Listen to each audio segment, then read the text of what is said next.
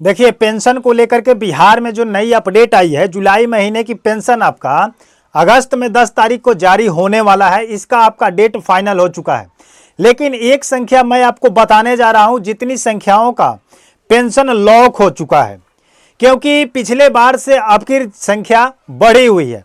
पिछले बार में आपका 97 लाख कुछ था, 97 लाख के आसपास पेंशनधारियों का खाता लॉक किया गया था, यानी कि जिनको पेंशन भेजना है उनका खाता लॉक हो चुका। अब उसमें पैसा भेजने की प्रक्रिया 1 से लेकर के 9 तक की जाएगी और 10 तारीख को आपका रिमोट के माध्यम से माननीय मुख्यमंत्री सम्राट चौधरी जी के माध्यम से 10 अगस्त को पैसा ट्रांसफर किया जाएगा। लेकिन इस बार की जो संख्या है उससे बढ़कर आई है, यानी कि कहा जाए तो बिहार में वृद्धा पेंशन को लेकर, विधवा पेंशन को लेकर और विकलांग पेंशन को लेकर के जो तेजी आई है, जो रफ्तार आई है, इस चीज में थोड़ा सा बढ़ोतरी की गई है। क्योंकि जितने लोग इन चीजों से परेशान थे, जीवन प्रमाणीकरण से लेकर के अन्य डॉक्यूमेंट को लेकर, वेरिफिकेशन को लेकर, ये सारी चीज इतने लोगों ने एक्टिव होकर के कराया है कि अब की बार जनसंख्या जो है बढ़ चुकी है। और आप भी सुनिएगा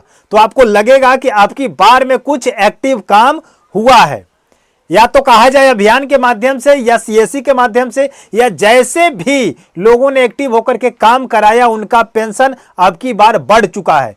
तो अगर आप भी अगर चाहते हैं कि मेरा पेंशन न रुके, हमें पेंशन मिलते रहे, चाहे वृद्धा पेंशन हो, चाहे विधवा पेंशन हो, चाहे दिव्यांग पेंशन हो, प्रत्येक महीने का अगर पेंशन आप लेना चाहते हैं तो मैं आपको 5 कारण आपको बताने जा रहा हूं, और इन 5 कारण को अगर आप सुधार लेते हैं तो आपका पेंशन कभी भी नहीं रुकेगा। क्योंकि इन तरीके से सभी लोगों ने किया और उनका पेंशन आने की संभावना हो चुकी है। तो जितने महीने से अगर आपका पेंशन रुका है तो कुछ ना कुछ कारण है, उन्हीं कारण को आप लोग नहीं समझ पाते हैं जिससे आपका पेंशन रुक जाता है। ये मैं 100% दावे के साथ कहता हूं। जिसका भी मार्च, अप्रैल, मई, जून तक पेंशन नहीं आया है उसका अब भी आ सकता है, लेकिन मात्र अगर कुछ काम करना है तो आपको करना पड़ेगा। चलिए उन जानकारी की तरफ बढ़ते हैं, लेकिन थोड़ा सा मैं उन जानकारी को बता दूं कि आपकी 10 तारीख को कितने लोगों का पेंशन आएगा, इस चीज को आप लोग जान लीजिए।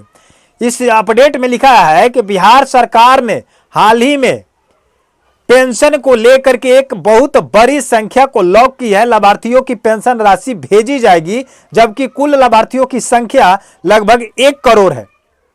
बिहार में अगर कुल लाभार्थियों की संख्या देखा जाए तो 1 करोड़ है, लेकिन 1 करोड़ में से कितना बाकी है? 1 करोड़ 20 लाख आंकड़ा है, लेकिन इसमें 1 करोड़ छापा गया है, 20 लाख नहीं छापा गया है। क्यों?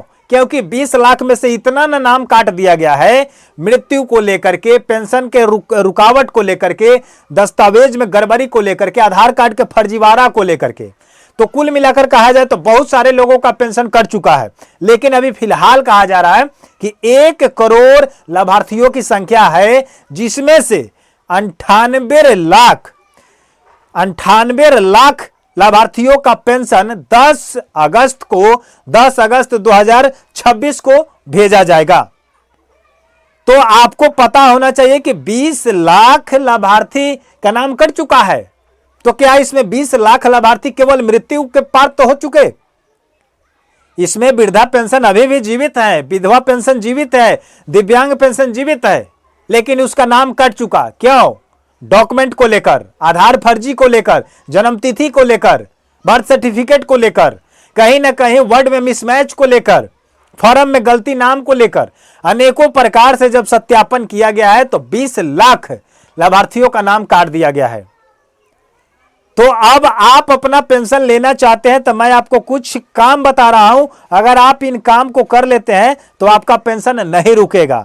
इसमें लिखा गया है कि अगर आप वृद्धा पेंशन, विधवा पेंशन या दिव्यांग पेंशन का लाभ लेते हैं तो आज की यह जानकारी आपके लिए बेहद जरूरी है। कई लोगों की पेंशन समय पर नहीं आती है, कुछ की पेंशन तो रुक चुकी है, 5 महीने से रुक चुका है। विकलांग का तो कमेंट आता है कि सर मैं फलाने जगह से, चिलाने जगह से बोल रहा हूं और मेरा इतने महीने से पेमेंट रुका हुआ है। तो हम जो काम कहते हैं उस काम को आप लोग अपडेट करें, आपका पेंशन आएगा। क्यों नहीं आएगा? इसमें लिखा गया है कि पेंशन को लेकर के कई कारण हो सकते हैं जिससे आप उन पर ध्यान नहीं देते हैं, जिसके कारण से आपका पेंशन रुक जाती है। सबसे पहला कारण क्या है कि आधार या ई-केवाईसी अधूरा होना। आधार या तो अधूरा होगा या तो ई-केवाईसी, दोनों सम्मिलित करके अगर आपको नहीं किया गया होगा तो आपका पेंशन रुक जाएगा। दूसरा कारण क्या है कि बैंक खाते की समस्या। यदि बैंक खाता बंद हो गया है, निष्क्रिय हो चुका है, आधार से लिंक नहीं है, तो डीबीटी की समस्या हो सकती है और पेंशन अटक सकती है। अगर आपका अकाउंट एक्टिव नहीं है, इनएक्टिव है, निष्क्रिय हो चुका है, सक्रिय नहीं है, तब भी आपका पेंशन नहीं आएगा। इनएक्टिव का मतलब क्या होता है आप लोगों को पता है? इनएक्टिव का मतलब होता है कि अगर आप 6 महीने के अंदर, 3 महीने के अंदर अगर आप उस बैंक में पैसा नहीं रखते हैं, पैसा निकासी नहीं करते हैं, तो उस बैंक को, उस खाते को फ्रीज कर दिया जाता है, इनएक्टिव कर दिया जाता है। यानी कि आप ना उसमें रखिएगा ना निकालिएगा, तो उस बैंक खाते को क्या किया जाता है? लॉक कर दिया जाता है। ना उसमें पैसा आएगा ना पैसा जाएगा। अब उसको चालू कराने के लिए आपको पैन कार्ड लगता है, आधार कार्ड लगता है, बैंक से आपको एक फॉर्म मिलता है, उस फॉर्म को भरना पड़ता है, उस पर आपका फोटो लगता है, तब जाकर के एक्टिव होता है। तो इतना काम आप लोग कर नहीं पा रहे हैं, केवल जाते हैं, आधार दे दिए, जमा कर दिए, आपका हुआ कि नहीं हुआ इस चीज को आप लोग खोज खबर नहीं करते हैं। तो ये गलती है आपके पास। उसके बाद बहुत सारे बैंक अकाउंट ऐसे हैं, बैंक ऐसे हैं जो उनको स्थिति खराब हो जाती है, नहीं चल पाती है, तो बहुत सारे कई बैंकों को एक साथ जोड़ करके चलाया जाता है, जिसमें आईएफएससी कोड को चेंज कर दिया जाता है। तो आईएफएससी कोड जब आपका चेंज हो चुका तो आप अपने अकाउंट को चेंज कर चुके, तो आप पेंशन को तो चेंज किए ही नहीं ना। तो जाकर के आप पेंशन अपडेट में अपना आईएफएससी कोड यानी कि अकाउंट को फिर से लिंक कराना होगा। अगर लिंक नहीं कराइएगा, डीबीटी लिंक नहीं होगा, पैसा आपका नहीं आएगा। तीसरा कारण बताते हैं आपको कि तीसरा कारण क्या है, ध्यान दीजिएगा इसमें। तीसरा कारण क्या है कि दस्तावेज में गलती, नाम, जन्म तिथि, आधार नंबर या बैंक विवरण में अंतर होने पर भी भुगतान रुक जाएगा। मैं कई पिछले वीडियो से ही आपको बताते आ रहे हैं कि आप अगर दस्तावेज में कोई प्रॉब्लम है, नाम में गलती है, जन्म तिथि में अंतर है, आधार नंबर में प्रॉब्लम है, बैंक खाता के विवरण में अगर गलती है, तो भी पेंशन आपका रुक जाएगा। इस चीज को आप जाकर के बहुत बारीकी से समझिए और समझ करके इस चीज को आप लोग अप्लाई कीजिए। समझ रहे हैं बात को? चौथे नंबर में कह रहे हैं कि पात्रता की जांच। सरकार, गवर्नमेंट ये काम कर रही है कि आप उसके पात्र है कि नहीं, आपकी एलिजिबिलिटी है कि नहीं। आप फर्जी तरीके से पेंशन ले रहे हैं तो आपका नाम काट दिया जाएगा, पेंशन रोक दिया जाएगा। अपात्र का मतलब होता है कि मान लीजिए कि वृद्धा पेंशन, वृद्धा पेंशन का मतलब होता है कि 60 वर्ष के उम्र आपका हो जाता है तो पेंशन मिलेगा।